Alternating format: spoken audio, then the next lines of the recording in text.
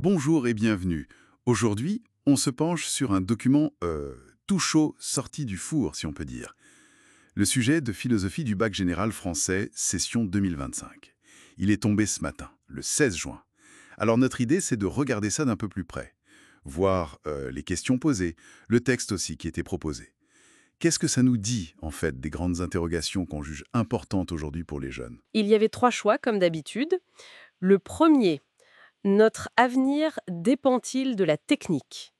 Un classique. Le deuxième, la vérité est-elle toujours convaincante? Intéressant aussi.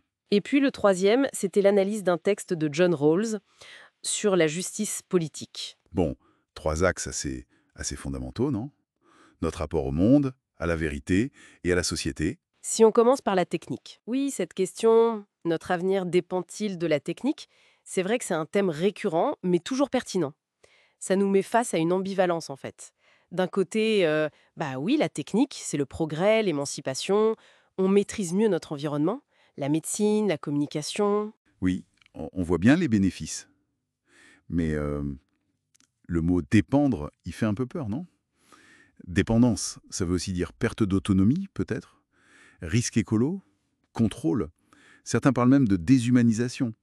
La question, c'est est-ce qu'elle nous sert ou est-ce qu'on est en train de lui être subi? Exactement, c'est ça le nœud. Dépendre, est-ce que c'est juste utiliser un outil ou est-ce que c'est une forme de soumission involontaire peut-être? Ça oblige à s'interroger sur sa neutralité supposée. Est-ce que la technique est neutre?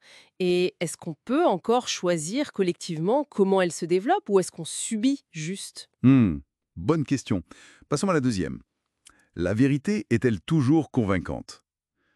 Spontanément, on a envie de dire oui. Quand même, la vérité, ça devrait suffire, non? Ah, ce serait l'idéal. Mais bon, l'expérience de tous les jours et puis l'histoire aussi, ça montre que c'est pas si évident. Une vérité, même si elle est prouvée, elle peut se cogner à des croyances très fortes, à des intérêts, à des émotions. Et puis, il y a la manière dont on la présente, la rhétorique qu'on utilise, l'autorité de la personne qui parle, tout ça joue énormément. Oui, ça fait penser à tout ce qu'on entend sur les faits alternatifs, la difficulté parfois de faire passer des messages scientifiques clairs face à des discours très forts, mais pas forcément fondés. Tout à fait. Ce que ça montre, c'est que convaincre, ce n'est pas juste une question de logique ou de fait. C'est aussi une affaire de psychologie individuelle, collective. Il faut que la vérité soit non seulement dite, mais aussi entendue, acceptée, parfois même désirée pour qu'elle puisse vraiment convaincre. Ça interroge les conditions du dialogue rationnel, en fait. D'accord.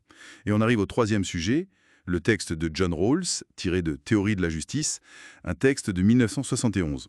Rawls, il commence par poser un principe assez clair. Tout citoyen doit pouvoir s'informer, juger les politiques, participer au débat. La base. Oui, c'est le socle démocratique. Mais là où ça devient vraiment percutant, c'est l'alerte qu'il lance juste après. Il dit que ces libertés politiques, eh bien, elles peuvent perdre une grande partie de leur valeur, c'est son mot, si les inégalités économiques sont trop grandes. Il dit même que ceux qui ont plus de moyens financiers peuvent s'en servir pour, je cite, contrôler le cours du débat public. Ah oui, c'est cette notion de juste valeur des libertés qui est intéressante. L'égalité politique formelle sur le papier, ça ne suffit pas si concrètement, certains ont beaucoup plus de moyens de se faire entendre, d'influencer l'opinion, de financer des campagnes, etc. C'est exactement ça, c'est le cœur de son argument. Pour lui, si on a une société où la propriété privée des moyens de production est autorisée, on pense aux usines, mais aujourd'hui on pense aussi aux médias, aux plateformes, eh bien il faut absolument des mesures de compensation pour garantir que tout le monde ait une chance équitable de participer, que la voix de chacun compte vraiment. Il parle par exemple d'assurer une large dispersion du capital ou de financer publiquement le débat démocratique pour le protéger de l'influence de l'argent. Donc, si je résume sa pensée, pour Rawls, pas de vraie démocratie politique sans une certaine forme de justice économique qui assure cette juste valeur. C'est ça, c'est tout à fait ça. L'idée forte chez Rawls ici, c'est vraiment ce lien très étroit, quasi indissociable, entre l'égalité politique et la justice économique. S'il n'y a pas de mécanisme actif pour corriger, pour limiter l'impact de la richesse sur la politique, alors l'égalité des citoyens risque de n'être qu'une belle idée, une façade. C'est intéressant de voir ces trois sujets mis ensemble. La technique qui nous transforme, la vérité qui a du mal à s'imposer, et l'égalité politique qui est mise à mal par l'économie. Finalement, ça dessine bien les contours de nos défis actuels, non? Absolument.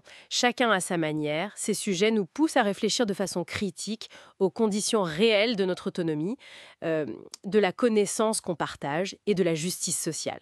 Ce sont des questions fondamentales sur notre capacité à construire un monde qui ait du sens et qui soit équitable. L'idée clé qui ressort peut-être, c'est cette tension constante entre ce qu'on voudrait maîtriser, nos outils, connaître le vrai, vivre en égaux, et puis les réalités complexes, parfois un peu dures, qui viennent contester ces idéaux. Oui, exactement. Et pour ouvrir peut-être une dernière piste, Rawls, en 71, il s'inquiétait de l'influence de l'argent sur le débat via la propriété des médias traditionnels, la presse, etc. Mais comment est-ce que cette idée de juste valeur des libertés politiques résonne aujourd'hui? À notre époque, celle du numérique, des réseaux sociaux, des algorithmes, où les moyens d'informer et d'influencer ont tellement changé. Est-ce que son analyse tient toujours? Comment l'adapter? Voilà, ça laisse matière à réflexion, je trouve.